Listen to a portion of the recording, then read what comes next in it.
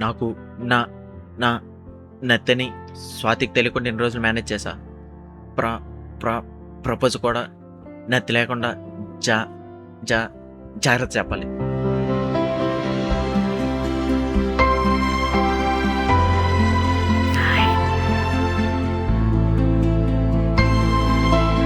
Hi Naresh. Hi Swathi, అదే నీకు విషయం చెప్పాలి. నేను కూడా నీకు విషయం చెప్పాలి. మన ఆఫ్టర్నూన్ క్యాంటీన్లో కలుద్దామా? సరే. సరే నరేష్, బాయ్.